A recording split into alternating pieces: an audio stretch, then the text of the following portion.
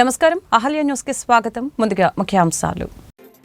అమృతధార పథకం అమలుకి జనవరి నెలాఖరు నాటికి డిపిఆర్ సిద్ధం చేయనున్నట్లు డిప్యూటీ సీఎం పవన్ కళ్యాణ్ ప్రకటన.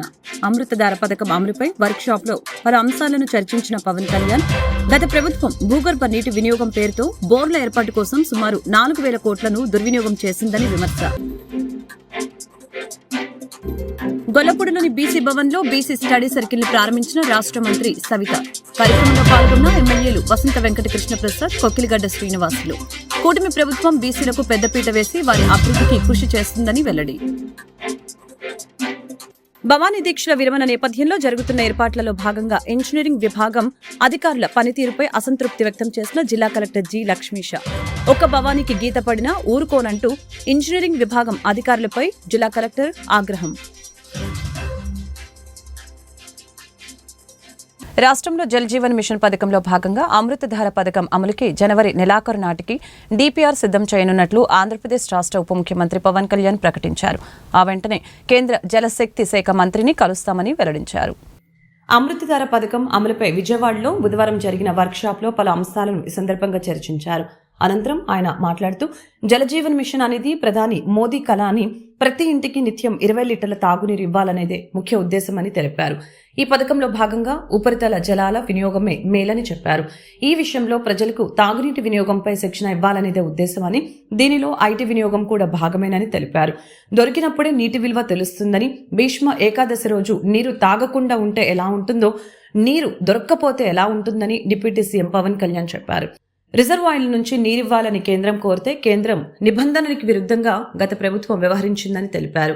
రాష్ట్రంలో 38 రిజర్వాయర్లున్నాయని, ఆ ఉపరితలాల నీటి సరఫరాతో ప్రజల గొంతు తడపాలని తెలిపారు. కానీ గత ప్రభుత్వం భూగర్భ నీటి వినియోగం పేరుతో బోర్ల ఏర్పాటు కోసం సుమారు 4,000 కోట్లను దుర్వినియోగం చేసిందని విమర్శించారు. దీనివలన నిధులు ఖర్చు పెట్టినా ఫలితం దక్కలేదని అన్నారు. అవసరమైన చోట సాంకేతికతను వినియోగించుకోవాల్సి ఉంటుందని తేల్చి చెప్పారు. ఆనాడు కనీసం ఫిల్టర్ బెడ్లను చాలా చోట్ల మార్చలేదని తెలియజేశారు. మనం ఈ పండుగల్లో అప్పుడు ప్రత్యేక పర్వదినాలప్పుడు చేసేవి కానీ అప్పుడు కానీ మన నీటి విలువ తెలియదు. నీటి దొరకనప్పుడే మన నీటి విలువ తెలుస్తుంది. నాకు ప్రత్యేకించి నేను పిఆర్ మినిస్ట్రీ తీసుకున్న తర్వాత వాటర్ కన్జర్వేషన్ ఒకటి, నీటిని సరఫరా చేయటం ఒకటి, ఇవన్నీ నాకు చాలా ప్రత్యేకమైనవి, ఇష్టం నాకు. అంటే చాలా సందర్భాల్లో నేను చెప్పింది ఏంటంటే, అంటే నా అనుభవాలు పంచుకున్నది. ఒకసారి యూఎస్లో కూడా హార్వర్డ్ యూనివర్సిటీకి వెళ్ళినప్పుడు కూడా అక్కడ స్పీచ్ ఇస్తూ ఉంటే ఒక కీనోట్ అడ్రస్లో అక్కడ నేను చెప్పింది, ఒక ఆదిలాబాద్లో ఒక తాండాలో జరిగిన సంఘటన ఒకటి చెప్పాను.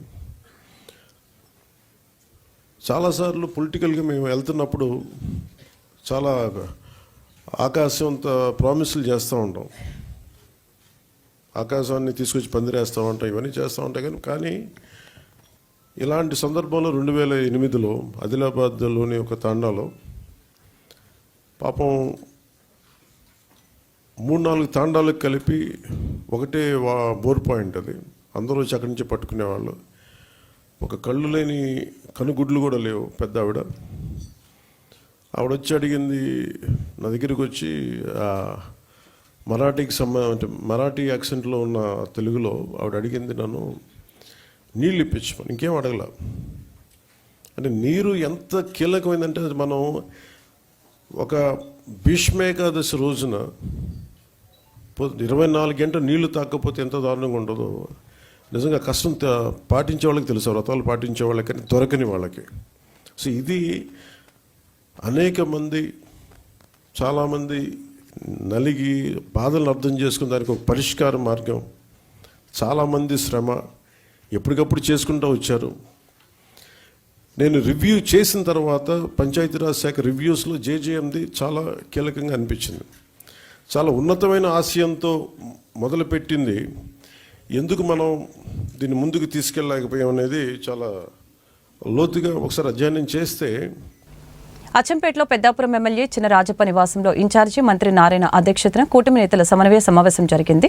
కార్యక్రమానికి హాజరైన జిల్లాలోని ఎమ్మెల్యేలు, నియోజకవర్గ ఇన్ఛార్జీలు, పలువురు ముఖ్య నేతలు, సాగునీటి సంఘాలు, కోఆపరేటివ్ సొసైటీలకు చైర్మన్లు, మెంబర్ల ఎంపికపై చర్చ జరిగింది.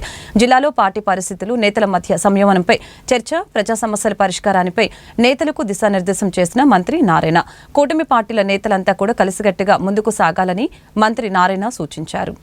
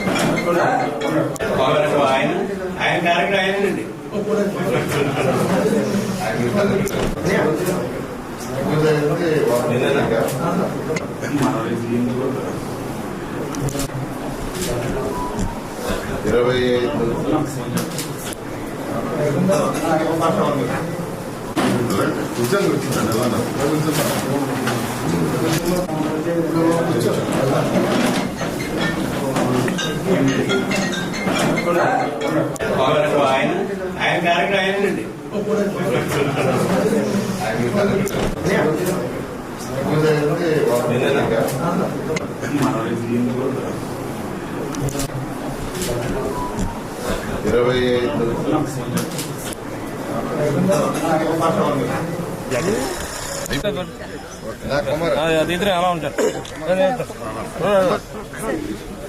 వాళ్ళిద్దరు కడితే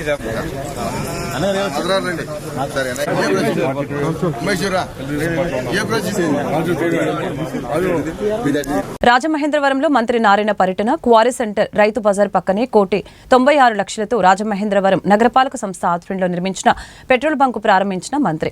హాజరైన ఎమ్మెల్యేలు Buchi Chowdary, Adireddy Srinivasu, Bathula Balaramakrishna, RUDA chairman Venkataramana, collector Prashanthi, RMC commissioner Ketan. మంత్రి నారాయణ ఈ సందర్భంగా మాట్లాడారు. రాజమండ్రి మున్సిపల్ కార్పొరేషన్ వాహనాల ఆయిల్స్ కొరకు ప్రతి నెల 25.54 లక్షలు ఖర్చు అవుతుందని మంత్రి తెలియజేశారు. ఆర్ఎంసీ ద్వారా ఇండియన్ ఆయిల్ కార్పొరేషన్ సౌజన్యంతో పెట్రోల్ బంక్ ఏర్పాటు వలన ఖర్చు ఆదా అవుతుందని ఈ సందర్భంగా తెలిపారు.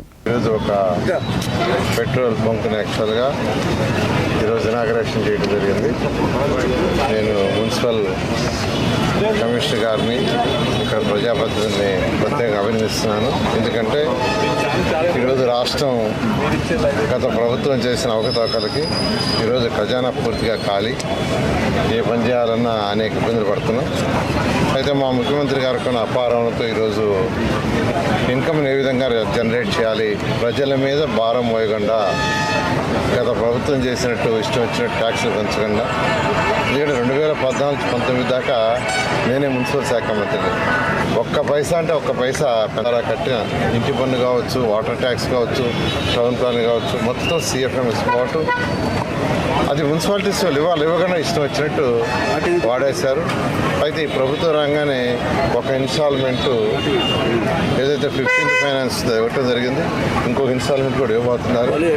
ఈ నేపథ్యంలో ఇక్కడ ఈ యొక్క రాజమహేంద్ర మున్సిపల్ కార్పొరేషన్లో అటు ప్రజాప్రతినిధి ఎమ్మెల్యే గారు మరియు మున్సిపల్ కమిషనర్ గారు అందరూ కలిసి వాళ్ళ ఒక సైట్ని యాక్చువల్గా ఇండియన్ పెట్రోలియం కార్పొరేషన్ వాళ్ళతో టైఅప్ చేసుకొని సైటు వాళ్ళు ఇచ్చారు.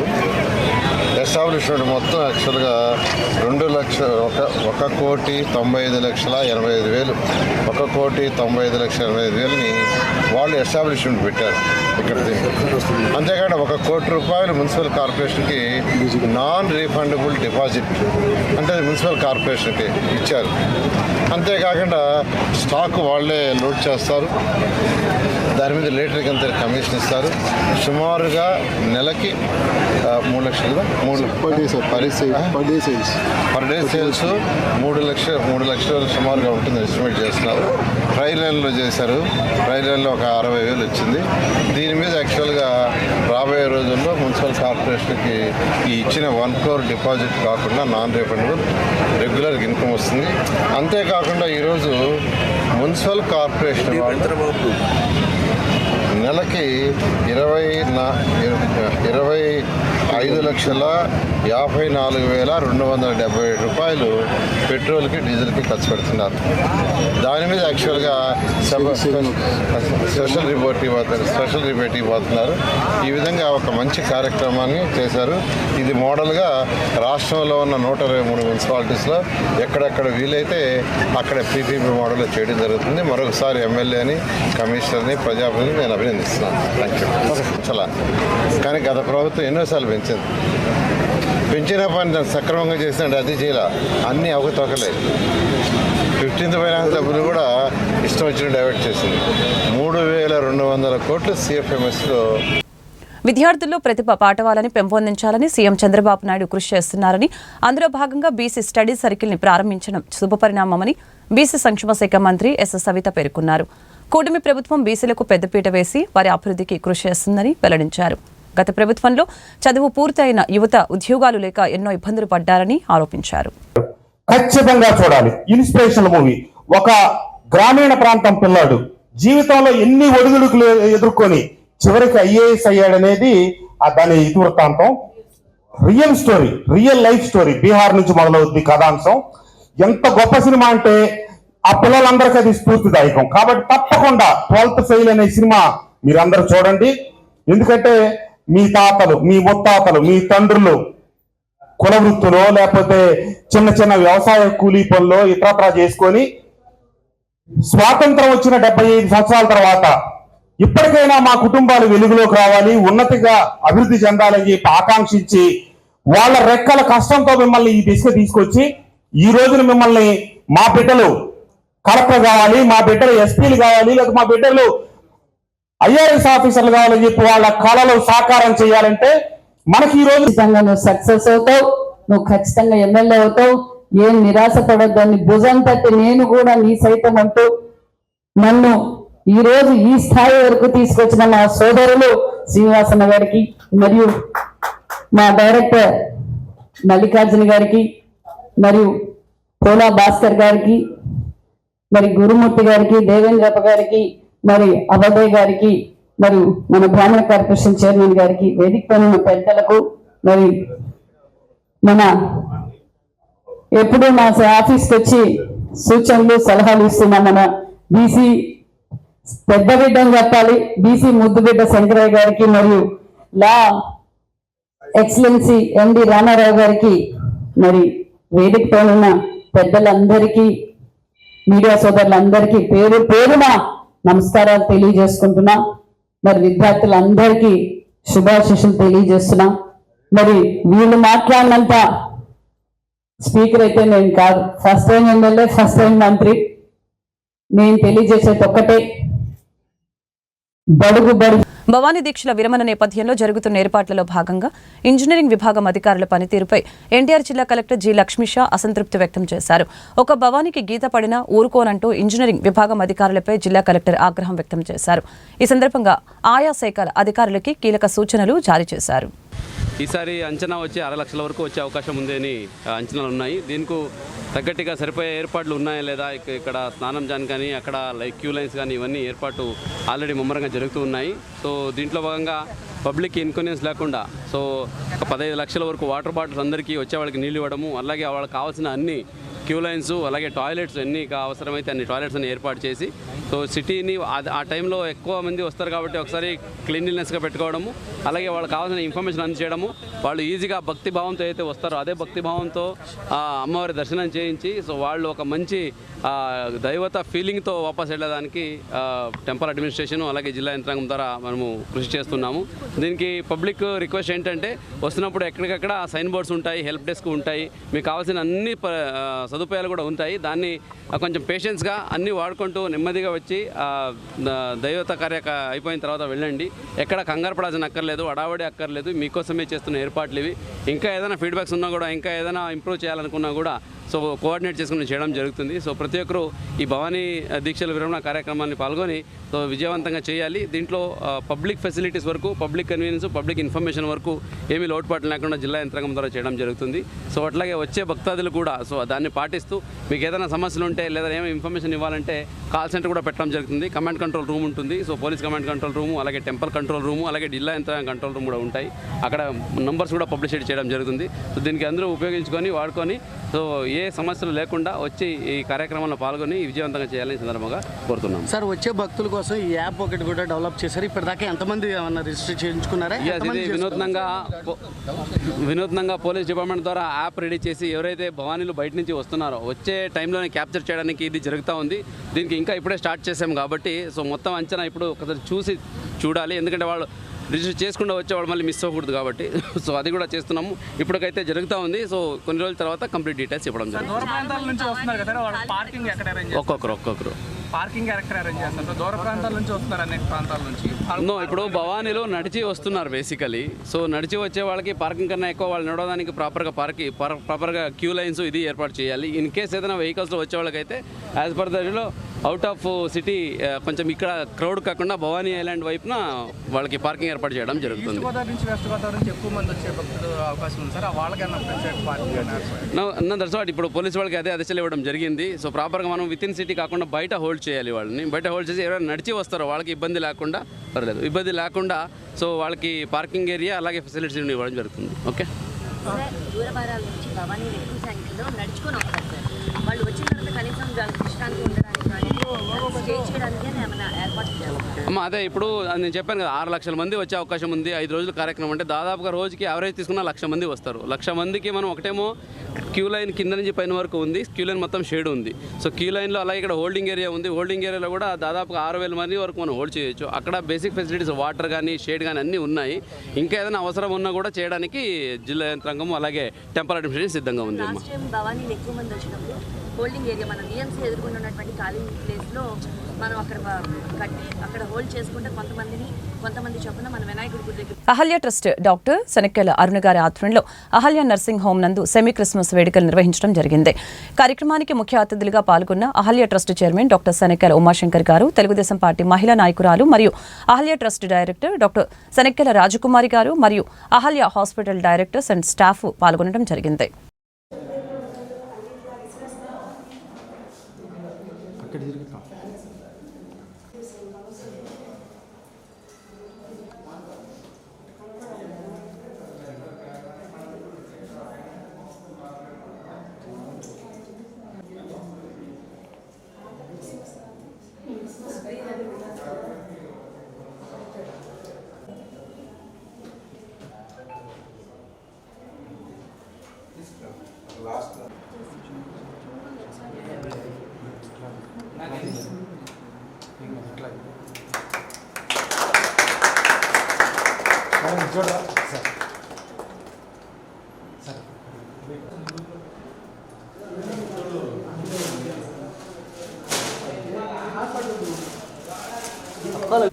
Guntur RTC colony 4th line నందు ST Laurels English medium school నందు విద్యార్థులకి అవగాహన సదస్సు నిర్వహించి వివరిస్తున్న తెలుగుదేశం పార్టీ మహిళా నాయకురాలు and Ahalya trust director doctor Shanakkela Rajakumari గారు.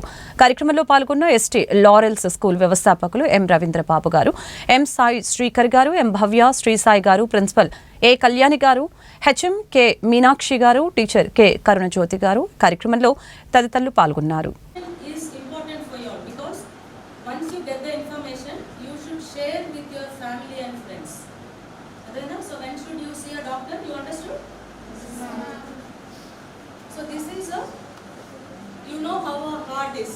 మన బాడీలో హార్ట్ ఎక్కడ ఉంటుందో తెలుసు, కిడ్నీస్ ఎట్లా పనిచేస్తాయో తెలుసు, లివర్ ఎట్లా పనిచేస్తుందో తెలుసు.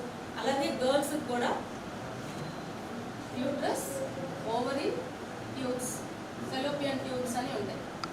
ఓవరీ, యూట్రస్, ఫెలోపియన్ ట్యూబ్ ఇది ఒక నార్మల్ ఆర్గన్ ప్రతి గర్ల్లో ఉంటుంది. అదేనా? సో ఫస్ట్ 3 days మనకి బ్లీడింగ్ స్టార్ట్ అయినాక ఫస్ట్ 3 days ఆ లైనింగ్ షెడ్ అవుతుంది. సో అప్పుడే మనకి బ్లీడింగ్ అనేది కనపడుతుంది. నెక్స్ట్ 4-5 days నుంచి ఓవరీలో ఒక ఎగ్స్ తయారవుతాయి. అంటే these are the in the ovary there is release of hormones. Oestrogen అనే హార్మోన్ రిలీజ్ అయ్యి ఈ లైనింగ్ అనేది ఫామ్ అవుతుంది. సో సేమ్ ఎగ్ కొంచెం సైజ్ పెరిగింది, కనపడుతుంది కదా. ఇంతకుముందు సైజ్ ఎట్లా ఉంది, చిన్నగా ఉంది. అదే ఎగ్ కొంచెం పెద్దదైంది. సో దాని నుంచి వచ్చే హార్మోన్స్ యూట్రస్ మీద పనిచేసి లైనింగ్ థిక్ అవుతుంది. సో నెక్స్ట్ అది ఎక్కువ హార్మోన్స్ రిలీజ్ అయ్యి ఇంకా ఎక్కువ యూట్రైన్ లైనింగ్ థిక్ అవుతుంది. సో లాస్ట్ ఒక 4-5 డేస్ ముందు లైనింగ్ ఎక్కువ అయ్యి అప్పుడు పీరియడ్ అనేది స్టార్ట్ అవుతుంది. సో ఇది టైం ఆల్మోస్ట్ ఒక 1 month తీసుకునే ఒక ప్రొసీజర్. అంటే మనకి ప్రతి మంత్ లోపల మన బాడీలో regardless of anything this thing goes on. మన యూట్రస్ ఓవరీ ఈ ప్రాసెస్ అనేది రెగ్యులర్గా చేస్తూ ఉంటుంది. మన బాడీ కరెక్ట్గా హెల్తీగా ఉంది అంటేనే ఈ ప్రాసెస్ జరుగుతుంది. ఈ హెల్తీ ప్రాసెస్ జరుగుతున్నప్పుడే పీరియడ్స్ అనేది రెగ్యులర్గా వస్తుంది. సో మీకు పీరియడ్స్ వస్తున్నాయంటే మీరు హెల్తీగా ఉన్నారని అర్థం. సో ఇప్పుడు మీరు ఇక్కడ చూస్తే ఈ యొక్క నార్మల్ సైకిల్ ఇట్లా జరుగుతుంది. డేస్ వైజ్గా ఎగ్ రిలీజ్ అవుతుంది, ఎండోమెట్రియం థిక్ అవుతుంది. ఒక 22nd 24th డే నుంచి మీకు పీరియడ్స్ వస్తాయి. ఓకే, సో ఇది మన చేతిలో ఏం లేదు. సో మీరు హెల్తీగా ఉంటే ఈ ప్రాసెస్ జరుగుతుంది. సో మీరేం చేయాలి అంటే మీ యొక్క పీరియడ్స్ని ట్రాక్ చేసుకోవాలి. ఇప్పుడు లాస్ట్ పీరియడ్ ఎప్పుడు వచ్చిందో మనకు కొన్నిసార్లు గుర్తుండదు కదా. సో మన ఇంట్లో క్యాలెండర్స్ ఉన్నాయా? సో క్యాలెండర్లో ఫస్ట్ డే వచ్చినప్పుడు మార్క్ చేయాలి. సో జనవరిలో 2nd వచ్చింది. సో ఫిబ్రవరిలో కొంచెం రెగ్యులర్ పీరియడ్స్ వచ్చింది. అలాగా మార్క్ చేసుకోవాలి. ప్రతిరోజు అట్లా మార్క్ చేసుకుంటే ప్రతి మంత్ ఎన్ని రోజులు బ్లీడింగ్ ఉందో మీకు అర్థం అవుతుంది. ఓకే, నాకు రెగ్యులర్గా వచ్చిందా లేదా అనేది అర్థం. మీ మదర్కి అర్థం అవుతుంది. మీ ఇంట్లో మీ సిస్టర్స్ ఉన్నారనుకోండి, వాళ్ళకి చెప్పండి. ఇట్లాగా మన పీరియడ్స్ మన క్యాలెండర్లో ట్రాక్ చేసుకుంటేనే మనకి తెలుస్తుంది అది రెగ్యులర్గా ఉందా, మనకి ఎక్కువ అవుతుందా, తక్కువ అవుతుందా, ఎన్ని రోజులు బ్లీడింగ్ అవుతుంది అనేది మనకు తెలుస్తుంది. ఇది చాలా ఇంపార్టెంట్ మనకి.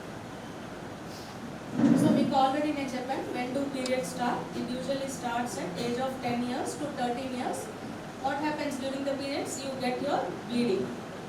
So how to manage a period? So adi you have to know. And what is hygiene? ఇప్పుడు మనం చేతులు ఎట్లా కడుక్కుంటాం తిన్నాక, సో బ్రష్ ఎట్లా చేసుకుంటాం లెగిసినాక, అలాగే పీరియడ్ వచ్చినప్పుడు కూడా మనం కొన్ని పనులు చేసుకోవాలి. So you have to wash your hand before and after you change your pads. ఇది must. Because this is where కొన్నిసార్లు ఏంటంటే ఇది మనం ఓపెన్గా ఎవరితో మాట్లాడాం కదా, చెప్పేటప్పుడు కూడా కొంచెం షైగా ఎంబారసింగ్గా ఉంటుంది. కానీ ఇది మోడీ, చంద్రబాబు, పవన్ కళ్యాణ్ల పాలనలో చలికాలంలో కూడా ఎండాకాలంలో వల్లే కరెంటు బిల్లులు మోత మోగిస్తున్నాయని సిపిఎం పశ్చిమ నగర ప్రధాన కార్యదర్శి కార్పొరేటర్ బోయ సత్యబాబు ఆగ్రహం వ్యక్తం చేశారు. కరెంటు ఛార్జీలు పెంచమని చెప్పి ఎన్నికల్లో వాగ్దానం చేసిన కూటమి ప్రభుత్వం వచ్చిన వెంటనే అదనపు ఛార్జీల పేరుతో ప్రజలపై వేల కోట్ల రూపాయల భారం వేశారని ఆరోపించారు. మోడీ, చంద్రబాబు, పవన్ కళ్యాణ్ పరిపాలన చలికాలంలో కూడా ఎండాకాలంలాగా కరెంటు బిల్లులు గోప గుయ్యమంటున్నాయి.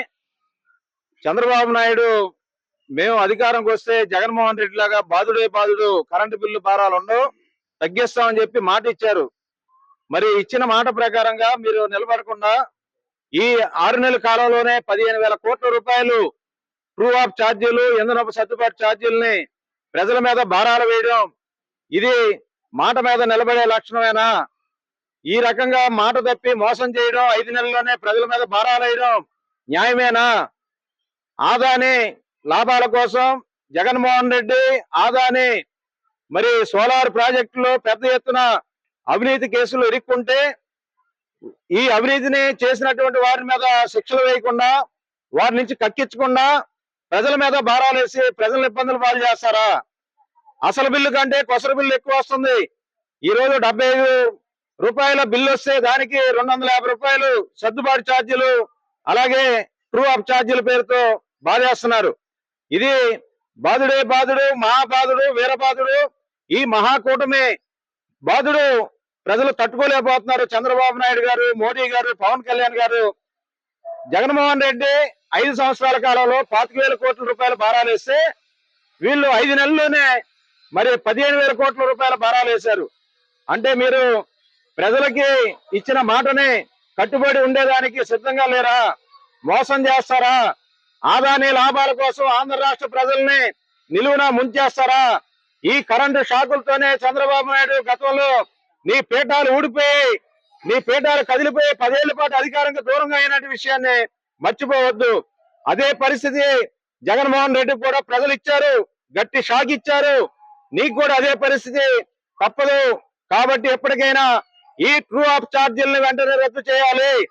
2019 నుంచి 24 భవానీ దీక్షల విరమణ నేపథ్యంలో జరుగుతున్న ఏర్పాట్లలో భాగంగా ఇంజనీరింగ్ విభాగం అధికారుల పనితీరుపై ఎన్టీఆర్ జిల్లా కలెక్టర్ జి లక్ష్మీషా అసంతృప్తి వ్యక్తం చేశారు. ఒక భవానీకి గీత పడినా ఊరుకోనంటూ ఇంజనీరింగ్ విభాగం అధికారులపై జిల్లా కలెక్టర్ ఆగ్రహం వ్యక్తం చేశారు. ఈ సందర్భంగా ఆయా శాఖల అధికారులకి కీలక సూచనలు జారీ చేశారు.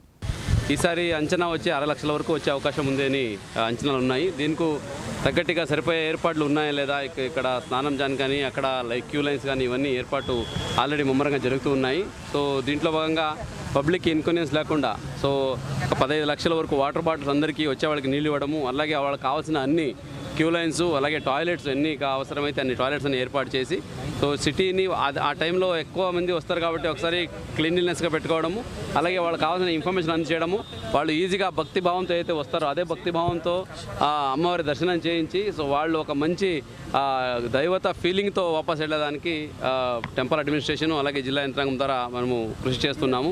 దీనికి పబ్లిక్ రిక్వెస్ట్ ఏంటంటే వస్తున్నప్పుడు ఎక్కడికక్కడ సైన్ బోర్డ్స్ ఉంటాయి, హెల్ప్ డెస్క్ ఉంటాయి, మీకు కావాల్సిన అన్ని సదుపాయాలు కూడా ఉంటాయి. దాన్ని కొంచెం పేషెన్స్గా అన్నీ వాడుకుంటూ నెమ్మదిగా వచ్చి దైవత అయిపోయిన తర్వాత వెళ్ళండి. ఎక్కడ కంగారు పడాల్సిన అక్కర్లేదు, అడావడి అక్కర్లేదు. మీకోసమే చేస్తున్న ఏర్పాట్లు ఇవి.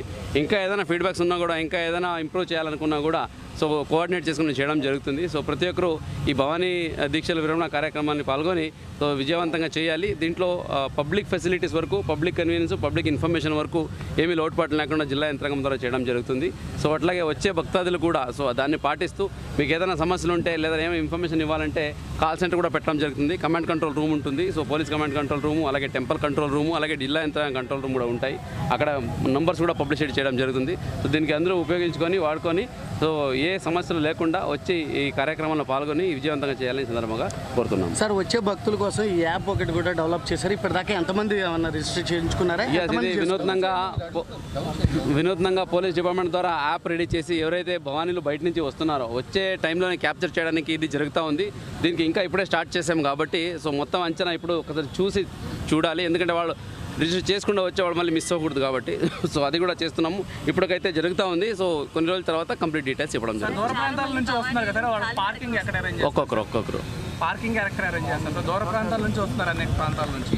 ఇప్పుడు భవానీలో నడిచి వస్తున్నారు బేసికలీ. సో నడిచి వచ్చే వాళ్ళకి పార్కింగ్ కన్నా ఎక్కువ వాళ్ళు నడవడానికి ప్రాపర్గా క్యూ లైన్స్ ఇది ఏర్పాటు చేయాలి. ఇన్ కేస్ ఏదైనా వెహికల్స్లో వచ్చే వాళ్ళకైతే as per దలో out of city కొంచెం ఇక్కడ క్రౌడ్ కాకుండా భవానీ ఐలాండ్ వైపున వాళ్ళకి పార్కింగ్ ఏర్పాటు చేయడం జరుగుతుంది. గోదావరి నుంచి వెస్ట్ గోదావరి నుంచి ఎక్కువ మంది వచ్చే భక్తులు అవకాశం ఉంది సార్. వాళ్ళకన్నా ప్రత్యేక పార్కింగ్ దట్స్ వాట్ ఇప్పుడు పోలీసు వాళ్ళకి అదే ఆదేశాలు ఇవ్వడం జరిగింది. సో ప్రాపర్గా మనం విత్ ఇన్ సిటీ కాకుండా బయట హోల్డ్ చేయాలి. వాళ్ళని బయట హోల్డ్ చేసి ఎవరైనా నడిచి వస్తారో వాళ్ళకి ఇబ్బంది లేకుండా వార్త ముగించే ముందు ముఖ్యాంశాలు మరొకసారి. అమృతధార పథకం అమలుకి జనవరి నెలాఖరు నాటికి డిపిఆర్ సిద్ధం చేయనున్నట్లు డిప్యూటీ సీఎం పవన్ కళ్యాణ్ ప్రకటన. అమృతధార పథకం అమలుపై వర్క్ షాప్ లో పలు అంశాలను చర్చించిన పవన్ కళ్యాణ్ గత ప్రభుత్వం భూగర్భ నీటి వినియోగం పేరుతో బోర్ల ఏర్పాటు కోసం సుమారు 4,000 కోట్లను దుర్వినియోగం చేసిందని విమర్శ.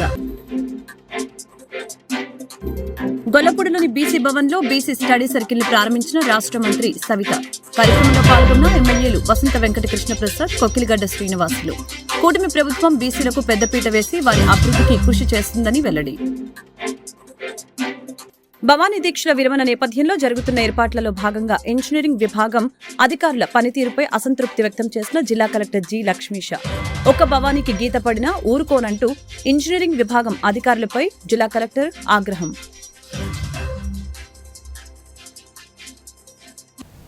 ఈ వార్తలు ఇంతటితో సమాప్తం. మరొక బులెటిన్లో మళ్ళీ కలుద్దాం. నమస్కారం.